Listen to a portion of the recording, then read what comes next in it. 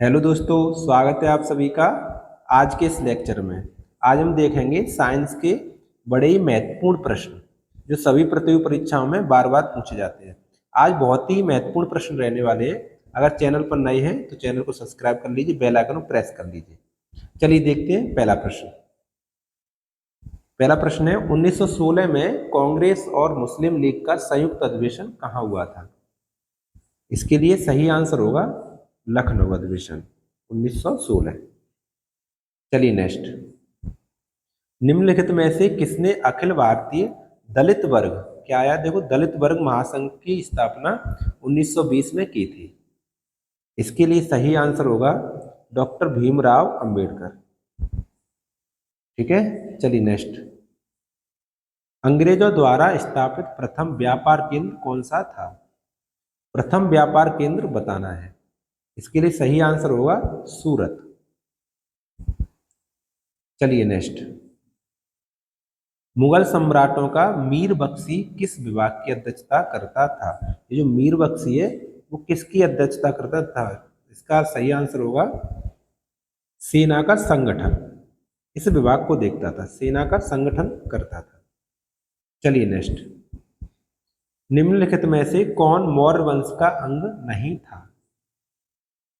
इसके लिए सही आंसर होगा अजातशत्रु। चलिए नेक्स्ट। कब और किस गवर्नर जनरल ने भारत में अंग्रेजी को शिक्षा का माध्यम का निर्णय लिया? देखो, अंग्रेजी शिक्षा का माध्यम, अंग्रेजी शिक्षा का माध्यम का बनाने का निर्णय लिया, ये होगा विलियम बेटिंग 1835। 1835 William Bentinck. चलिए नेक्स्ट। निम्नलिखित में से भारत में स्थायी स्वशासन का जनक किसे कहा जाता है? स्थायी स्वशासन का जनक है वो रिपन को माना जाता है, लॉर्ड रिपन को। चलिए नेक्स्ट। निम्नलिखित में से किस को लोकप्रियता के कारण पेरियार कहा जाता है? लोकप्रियता अधिक थी इसलिए उनको पेरियार कहा गया। इसके लिए सही आंसर होगा आपका ईवी रामास्वामी नैयर। चलिए नेक्स्ट। संगम युग का संबंध कहाँ के इतिहास से है? ये जो संगम युग है इसका जो संबंध है वो है तमिलनाडु से। इसके लिए सही आंसर होगा तमिलनाडु। चलिए नेक्स्ट। निम्नलिखित स्थानों में से किसमें रैयतवाड़ी बंदोबस्त लागू किया गया था? जो रैयतवाड़ी बंदोबस्त व्यवस्था है वो मद्रास और मुंबई में लागू की गई थी, मद्रास और मुंबई। ठीक है, चलो नेक्स्ट। निम्नलिखित स्थानों में से कौन सा 1857 ईस्वी के विद्रोह का महत्वपूर्ण केंद्र नहीं था? तो नहीं पूछा है। कानपुर भी था, झांसी था, लखनऊ था, लेकिन आगरा ही महत्वपूर्ण स्थान नहीं था। ठीक है ना, चलिए नेक्स्ट।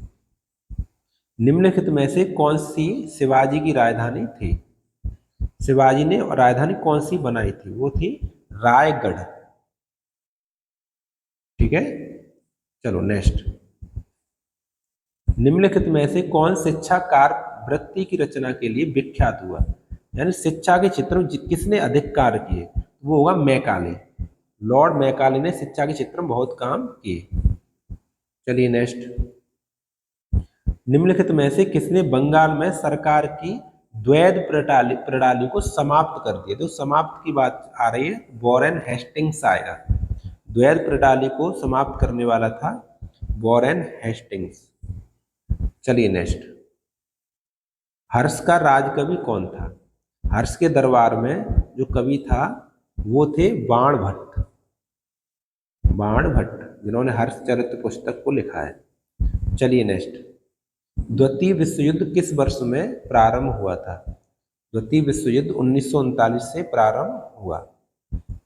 चलिए नेक्स्ट। निम्नलिखित में से किसे फ्रंटियर गांधी के नाम से जाना जाता है? देखो याद करो, फ्रंटियर गांधी ये जाने जाते हैं खान अब्दुल गफ्फार खान, यानी पहला ऑप्शन खान अब्दुल गफ्फार खान। चलिए नेक्स्ट।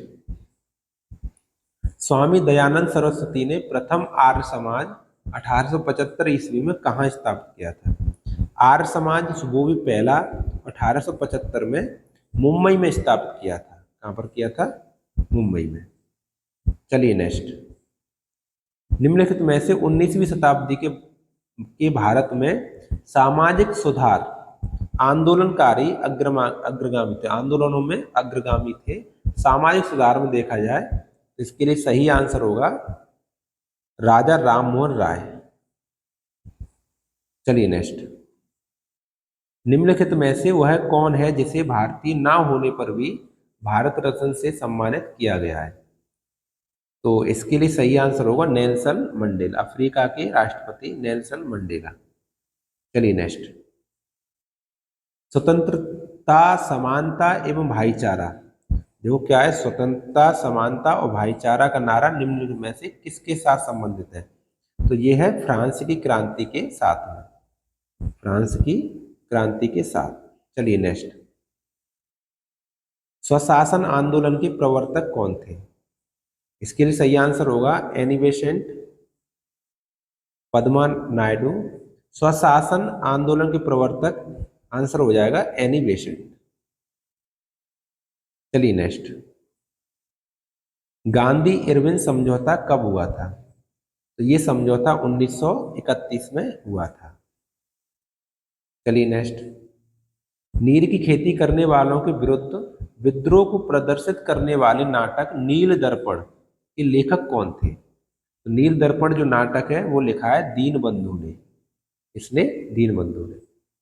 चलिए नेक्स्ट, चंपारण सत्याग्रह का संबंध किससे था? चंपारण सत्याग्रह का संबंध नील की खेती से था, नील की खेती से था। चलिए नेक्स्ट, निम्नलिखित में से किसने राज्य अपहरण नीति को क्रियान्वित किया? यानी राज्यों को अपहरण मतलब अपने में शामिल कर लेना, ये था डलहौजी, डॉक्ट्राइन ऑफ लैप्स के नाम से जाना जाता है, लॉर्ड डलहौजी। चलिए नेक्स्ट, भारत में प्रकाशित होने वाला प्रथम समाचार पत्र, देखो प्रथम समाचार पत्र है बंगाल गजट, इसका सही आंसर होगा बंगाल गजट। चलिए नेक्स्ट, व्याकरण ग्रंथ अष्टाध्यायी के रचनाकार कौन थे? अष्टाध्यायी है, इनके रचनाकार पाणिनि को माना जाता है। चलिए नेक्स्ट, अंग्रेजों द्वारा बंगाल विभाजन को कब रद्द किया गया था? बंगाल विभाजन का जो रद्द है वो 1911 में किया गया था, 1911 में। चलिए नेक्स्ट, पीतपाल तथा धीमक नामक भारत के दो महानतम कलाकार किस युग से संबंधित? पाल युग से संबंधित थे। किससे थे? पाल युग, इसका सही आंसर होगा पाल युग। ठीक है, तो बताइए आपका स्कोर क्या रहा, आउट ऑफ 30 आपका स्कोर क्या रहा, और क्वेश्चन कैसे है, कैसी तैयारी चल रही है आपकी? ठीक, अगर चैनल पर नए हैं तो सब्सक्राइब कर लीजिए, बेल आइकन प्रेस कर लीजिए। आपको जीएस की, जीके और जीएस की वीडियो इस चैनल पर उपलब्ध कराई जाती है। ठीक है ना, तो आप अपनी तैयारी कर सकते हैं, अपने बहन भाइयों में शेयर कर लें। Thank you.